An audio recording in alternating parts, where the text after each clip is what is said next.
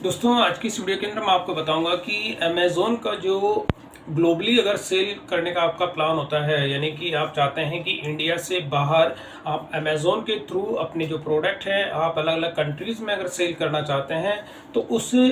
का क्या प्रोसेस होता है। प्रोसेस से मतलब उसके लिए डॉक्यूमेंट जो होते हैं, क्या क्या ऐसे कौन कौन से ऐसे डॉक्यूमेंट्स होते हैं जिनकी आपको रिक्वायरमेंट होती है, और रिक्वायरमेंट होने के साथ ही आपको उनको जो फीस होती है, यानी कि आप इंडिया में रह के अगर इंडिया से बाहर कोई भी अपना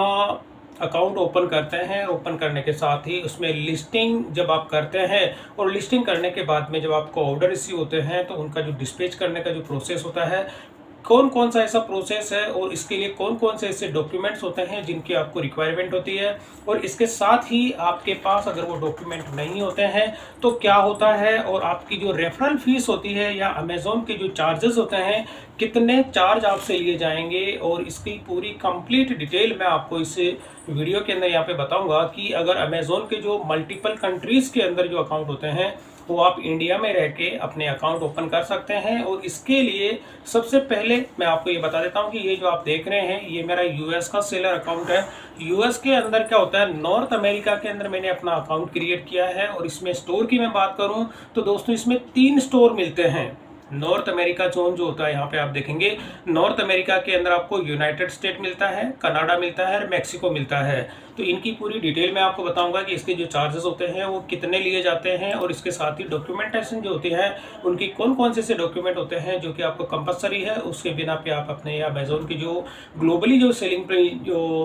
अकाउंट होता है वो ओपन नहीं कर पाते हैं। यहाँ पर आप देखेंगे जो अमेज़ॉन का अगर ग्लोबली जो सेल करते हैं तो उसमें अमेज़ॉन का सेलर सेंट्रल .amazon.com होता है। मतलब आप देखेंगे यहाँ पे जब भी अमेज़ॉन का अगर कोई इंडिया से बाहर अगर आप अकाउंट क्रिएट करते हैं तो .com जो होता है उसका एक्सटेंशन होता है, मतलब इसका डोमेन जो होता है। अगर इंडिया में होता है तो उसका .in होता है। तो यहाँ पर आप देखेंगे कि अमेज़ॉन के जो मल्टीपल कंट्रीज में होते हैं, कौन कौन सी कंट्रीज के अंदर इसके जो है आप अपने अकाउंट क्रिएट कर सकते हैं। तो इसके लिए मैं आपको बता देता हूँ कि ये जैसे मेरा यूएस का अकाउंट है तो इसमें आप सऊदी अरबिया यानी इसमें अपना अकाउंट ओपन कर सकते हैं। इसके साथ ही सिंगापुर में, ऑस्ट्रेलिया में, और यूनाइटेड अरब इमिरेट्स के अंदर, इजिप्ट में, और मेक्सिको के अंदर में अकाउंट है, जापान के अंदर भी है, और यूके के अंदर। तो ये कुछ ऐसे जो कंट्रीज होती हैं उनके अंदर आप अपने अकाउंट को जो है क्रिएट कर सकते हैं। तो सबसे पहले मैं आपको डॉक्यूमेंट बता देता हूं कि इन कंट्रीज के अंदर यानी अमेज़ॉन का अगर ग्लोबली अगर आप सेल करने का प्लान करते हैं तो उसके लिए डॉक्यूमेंट की क्या कौन कौन से ऐसे डॉक्यूमेंट होते हैं, उनकी रिक्वायरमेंट होती है। तो सबसे पहले मैं आपको दिखा देता हूं दोस्तों कि आपको नंबर 1 पे आपका ईमेल एड्रेस और मोबाइल नंबर, यानी कि अगर आप कोई भी अमेज़ॉन का ग्लोबली अगर कोई सेल करने का प्लान करते हैं तो सबसे पहले आपको एक ईमेल एड्रेस क्रिएट करना है, और उसके साथ ही आपका एक मोबाइल नंबर आपका होना चाहिए। और आईडी प्रूफ के अंदर आपको क्या करना होता है, पैन कार्ड हो सकता है आपका, पैन कार्ड भी आप यूज़ कर सकते हैं, आधार कार्ड हो गया, पासपोर्ट हो गया, ड्राइविंग लाइसेंस हो गया। ये चीज़ें मतलब सेकंड नंबर का इनमें से कोई सा भी डॉक्यूमेंट आपके पास होना चाहिए। और थर्ड नंबर पे होता है क्रेडिट कार्ड,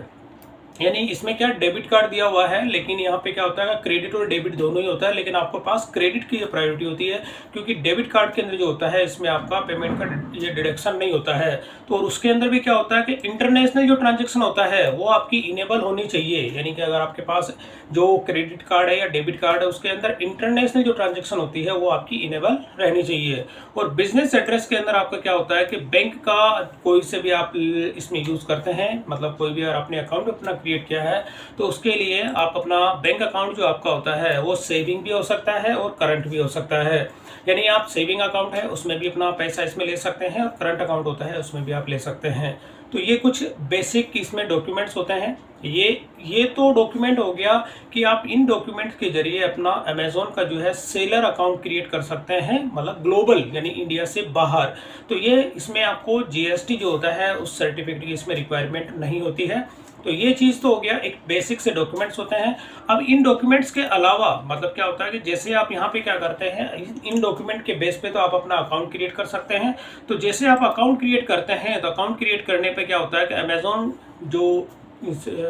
ये सेल जो अमेज़ॉन का सेलर सेंट्रल होता है, यानी इस पर आप जाके साइन अप जब करते हैं तो इसका कोई प्रोसेस ईजी प्रोसेस है, इतना कॉम्प्लिकेटेड नहीं है। और उसमें लास्ट में आपको जो अपनी वीडियो केवाईसी होती है वो कंप्लीट करनी होती है और आपका अकाउंट जो है वो एक्टिवेट हो जाता है। बट आपके पास ये डॉक्यूमेंट्स मैंने अभी आपको बताया वो कंप्लीट होना चाहिए। अगर आपके पास क्रेडिट कार्ड नहीं होगा तो इस केस में जब तक आपका इंटरनेशनल जो उसमें पेमेंट होती है वो अगर इनेबल नहीं होगी तब आप इसमें अकाउंट क्रिएट नहीं कर पाएंगे। तो ये अकाउंट क्रिएट करने का जो प्रोसेस है सिंपल सा प्रोसेस है, ज़्यादा कॉम्प्लिकेटेड नहीं है। अब मैं बात कर देता हूँ इसकी स्टैंडर्ड जो होती है, जो सेलिंग फीस जो होती है, यानी कि अमेजोन क्या करता है कि ग्लोबली जो अगर आप सेल करते हैं कोई भी प्रोडक्ट तो उसके वो चार्जेस आपसे लेता है। चार्जेस का मतलब ये होता है कि स्टार्टिंग के अंदर इसका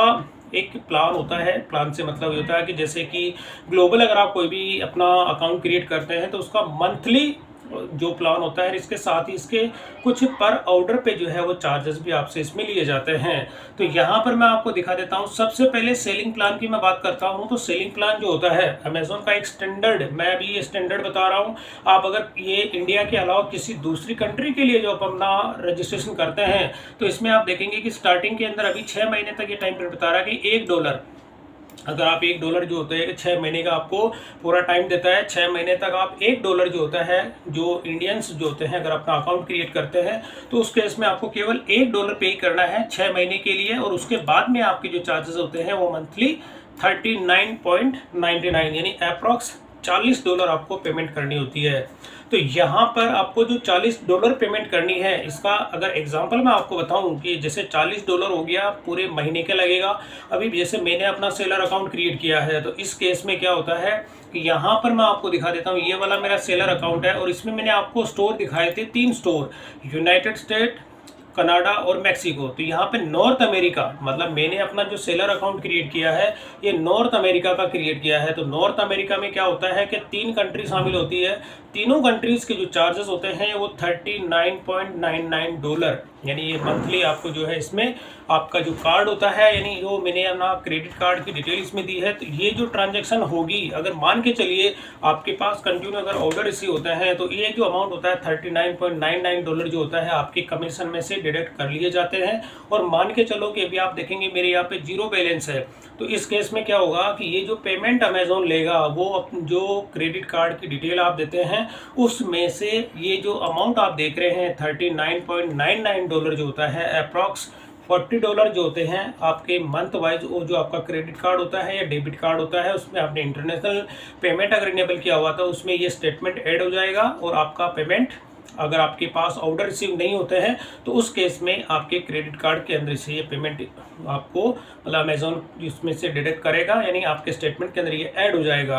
अब इसके बाद में रेफरल फीस होती है, मतलब ये चार्ज तो अमेजोन का फिक्स हो गया कि ये तो आपको क्या होता है कि अगर आप मान के चलो कि आपके पास ऑर्डर रिसीव होते हैं या नहीं होते हैं तो उस केस में आपको ये पेमेंट करनी ही करनी है। और इसमें क्या होता है कि रेफरल फीस जो होती है, यानी कि ये चार्जेस के अलावा अमेजोन पे क्या करता है कि जैसे आपने लिस्ट किया है, लिस्ट करने के बाद जब आपको कोई ऑर्डर रिसीव होता है तो उसकी रेफरल फीस आपसे ली जाती है 8% और 15%। मतलब इसमें एक स्टैंडर्ड ने बताया है कि इनकी जो फीस होती है मिनिमम 8%। 8% का मतलब ये होता है कि अगर आपका $100 का कोई अमाउंट होता है तो उसमें से $8 आपका मिनिमम हो गया और $15, 8 से $15 का जो पेमेंट होता है, यानी कि आपका अगर $100 का कोई भी अगर एक ऑर्डर आपको रिसीव होता है तो उसमें से 8 से 15, अभी ये 8 से 15 की जो कैटेगरी होती है ये इसके ने क्यों डिफाइन की है कि आपके जो प्रोडक्ट होते हैं वो कैटेगरी वाइज यहाँ पे इसमें रेफरल फीस होती है। तो रेफरल फीस जो होती है मिनिमम 8% है और मैक्सिमम 15% है, यानी कि आपको अगर कोई भी कैटेगरी होती है, किस कैटेगरी में आपके प्रोडक्ट हैं उस के हिसाब से आपकी रेफरल फीस आपके उसमें से ली जाएगी कि कौन सा ऐसा प्रोडक्ट होता है। ये चीज़ हो गया। फुलफिलमेंट जो होता है, यानी अगर आप FBA सेलेक्ट करते हैं तो FBA के अंदर क्या होता है कि आपका जो भी ऑर्डर का जो प्रोसेस होता है वो अमेजोन के थ्रू किया जाता है। और अमेजोन के अंदर क्या होता है उसके अलग अलग प्लान्स होते हैं। अगर आप इसमें डिटेल्स अगर देखते हैं तो इसमें अलग अलग जो प्लान्स अगर आप लेते हैं तो उसी प्लान के अकॉर्डिंग आपके इसमें कैटेगरी वाइज जो होते हैं इसमें अलग अलग चार्जेस होते हैं। तो यहाँ इन्होंने ये डिफाइन नहीं किया है क्योंकि इसके जो चार्जेस होते हैं वो फिक्स नहीं होते हैं, अलग अलग कैटेगरी वाइज इसके चार्जेस आपको देखने को मिलते हैं। और अदर कॉस्ट के अंदर क्या होता है कि अगर आप कोई भी प्रोडक्ट आप लिस्ट करते हैं, लिस्ट करने के बाद में उसके जो अगर एड चलाते हैं, एड के साथ कैंपेन अगर रन करवाते हैं तो वो जो कॉस्टिंग होती है वो सारी की सारी कॉस्टिंग आप इसमें यहाँ पर आपको देखने को मिलती है। तो ये चीज़ हो गई दोस्तों। यहाँ पे मेन आपको ये ध्यान में रखना है कि किसी भी कंट्री के अंदर अगर आपने जैसे एक कंट्री मैंने नॉर्थ अमेरिका सेलेक्ट किया है तो उसके अंदर यहाँ पे $39.99 का यहाँ पे मुझे पे करना है। इसके अलावा अगर आप ये यूके का अकाउंट क्रिएट करते हैं या जापान में क्रिएट करते हैं या इजिप्ट में क्रिएट करते हैं तो मल्टीपल कंट्रीज़ के मल्टीपल आपको यहाँ पे पेमेंट्स पे करना है, यानी एक कंट्री का पेमेंट है यहाँ पे $40। फॉर एग्जांपल अगर मैं जापान के अंदर अपना अकाउंट क्रिएट करता हूँ तो मेरे यहाँ पे 39.9 प्लस यहाँ पे 39 जो होता है डॉलर, यानी अप्रॉक्स $80, $40 प्लस $40, $80 का मुझे पे करना होगा अगर मैं मल्टीपल कंट्रीज़ के अंदर अपना सेलर अकाउंट क्रिएट करता हूँ तो ये, और इसी के साथ में ये रेफरल फीस भी होती है। और यहाँ पे रेफरल फीस मैंने आपको बता दिया 8 से 15% होती है, क्योंकि मैंने इसमें आपको प्रीवियस वीडियोस के अंदर भी है आपको एक्सप्लेन किया था कि ये जो अमाउंट होता है अमेजोन का एक फिक्स चार्ज होता है मंथली, और इसके अलावा आपको जो ऑर्डर आपको रिसीव होते हैं वो कैटेगरी वाइज यहाँ पर आपसे डिडक्ट किया जाता है 8 से 15%। और इसी के बाद में जो होता है कि आप अभी तो ये एक जो प्लान होता है यानी $1 आपको है ये 6 महीने के लिए फ्री इसमें दिखा रहा है, और अगर $39.99 जो कि मंथली है, और इसमें भी जो अभी मेरा प्लान चल रहा है जैसे स्टैंडर्ड मतलब $40 जो होता है आपको मंथली इसमें पे करना है। तो ये चीज़ें हो गई। इसमें भी क्या होता है इंडिविजुअल और ये प्रोफेशनल, मतलब अपनी जब अकाउंट क्रिएट करते हैं तो दो तरह के इसके अंदर आपको जब भी अकाउंट क्रिएट करते हैं तो एक होता है इंडिविजुअल के अंदर क्या होता है जो आइटम आपका सोल्ड होता है, मतलब कि क्या होता है, अब मैंने जो चार्ज आपको बताया था यहाँ पे 39.99 का मतलब होता है ये प्रोफेशनल प्लान होता है। अगर आप यहाँ पे चाहते हैं कि मैं पर्टिकुलर एक जो इसमें ऑर्डर होते हैं इसमें ऑर्डर की लिमिटेशन होती है, तो यहाँ पर अगर आप इंडिविजुअल सेलेक्ट करते हैं तो उस केस में क्या होता है कि आपके ऑर्डर के ऊपर यहाँ पे एक लिमिटेशन होती है, और उस लिमिटेशन के हिसाब से आपसे जो पे लिया जाता है USD डॉलर 0.99, मतलब केवल आपको आइटम के सोल्ड के ऊपर लिया जाता है, और इसमें जो होती है कि एक लिमिट होती है। लेकिन यहाँ पर अगर आप प्रोफेशनल सेलेक्ट कर लेते हैं तो ये आपका मंथली चार्जेस होता है, इसमें ऑर्डर की कोई लिमिटेशन नहीं होती है, मल्टीपल ऑर्डर्स भी आपके पास इसमें आते रहेंगे। केवल आपको यहाँ पर जो पे करना है वो $39.99 यहाँ पे आपको पे करना है।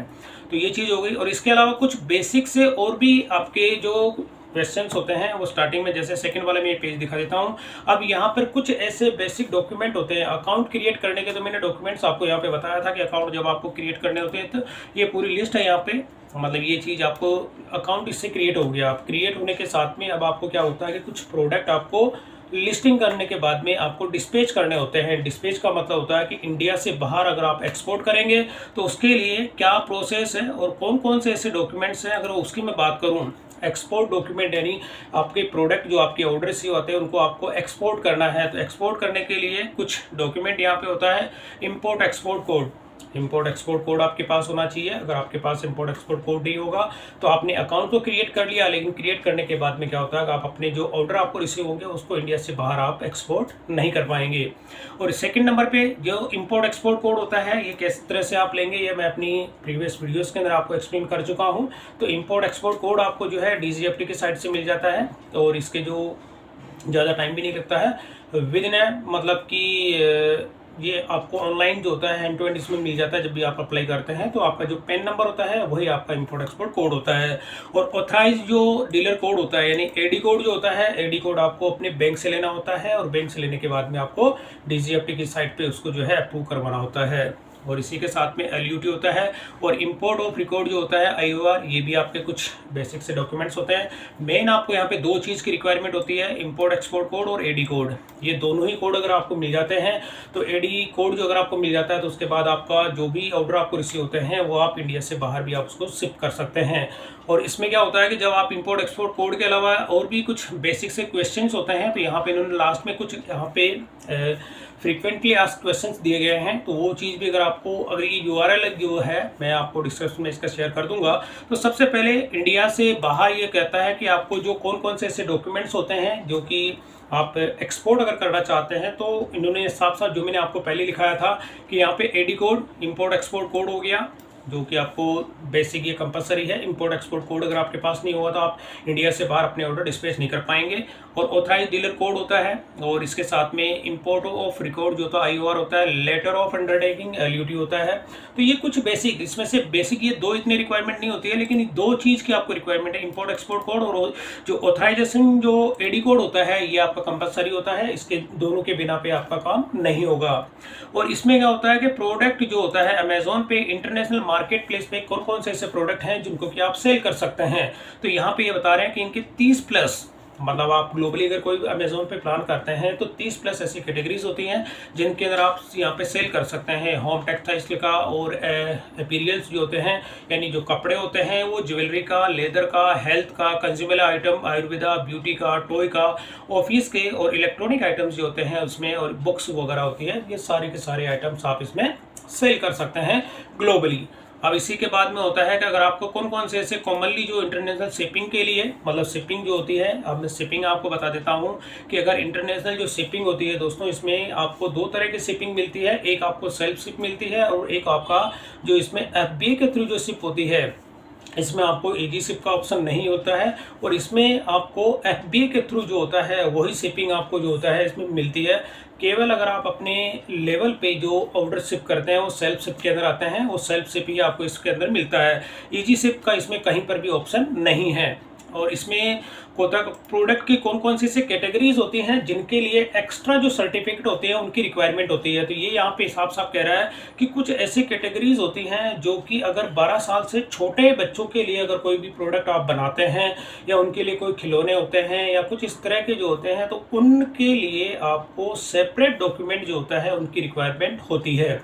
तो ये चीज़ इन्होंने साफ साफ लिख दिया कि कुछ ऐसे, मतलब बाकी के जो नॉर्मल जो प्रोडक्ट होते हैं उनको आप लिस्ट कर सकते हैं, लेकिन जो बच्चों से रिलेटेड होते हैं वो भी 12 साल से छोटे बच्चे होते हैं, उस केस में आपको जो है एक्स्ट्रा सर्टिफिकेट की रिक्वायरमेंट होती है। और लास्ट में होता है कि ये कहता है कि अगर मेरे पास इन सब के भी कोई भी डॉक्यूमेंट नहीं है तो क्या होगा। तो ये कहते हैं कि आपका जो है इनकम्प्लीट डॉक्यूमेंट अगर आपके पास रहते हैं तो इसके लिए आपको फाइन जो होता है, शिपिंग आपकी डिले हो जाएगी, शिपिंग डिले भी हो सकती है, आपके ऊपर फाइन भी लगाया जा सकता है और इसकी पेनल्टीज जो होती हैं वो भी अदर जो लीगल एक्शन आपके खिलाफ लिया जाएगा। और इस केस में क्या होता है कि आपको जो भी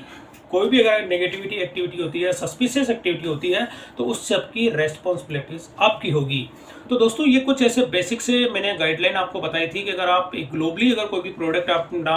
मतलब अमेजोन का सेलर अकाउंट क्रिएट करते हैं और क्रिएट करने के साथ ही कुछ डॉक्यूमेंट्स आपको जब कभी भी अपना, अगर आप अमेजोन का ग्लोबली अगर अकाउंट आप क्रिएट करते हैं तो सबसे पहले कुछ डॉक्यूमेंट्स मैंने आपको यहाँ पे बताए थे, उन डॉक्यूमेंट्स को कंप्लीट करें और कंप्लीट करने के बाद ही अपना अमेजोन का ग्लोबल का कोई भी अकाउंट जो होता है वो क्रिएट करें। और क्रिएट करने के बाद में शिपिंग के लिए जो मैंने डॉक्यूमेंट्स आपको बताए हैं वो सारे कंप्लीट करें और कंप्लीट करने के बाद ही अपनी अकाउंट क्रिएट करें, ताकि आपको फ्यूचर के लिए किसी भी तरह की कोई भी प्रॉब्लम आपको फेस ना करनी पड़े और आपके ऑर्डर्स जो होते हैं वो ईजी वे में इंडिया से बाहर आप उसको एक्सपोर्ट कर सकते हैं। तो दोस्तों वीडियो पसंद आई तो इसे लाइक और शेयर जरूर करें और मेरे चैनल को सब्सक्राइब करना ना भूलें।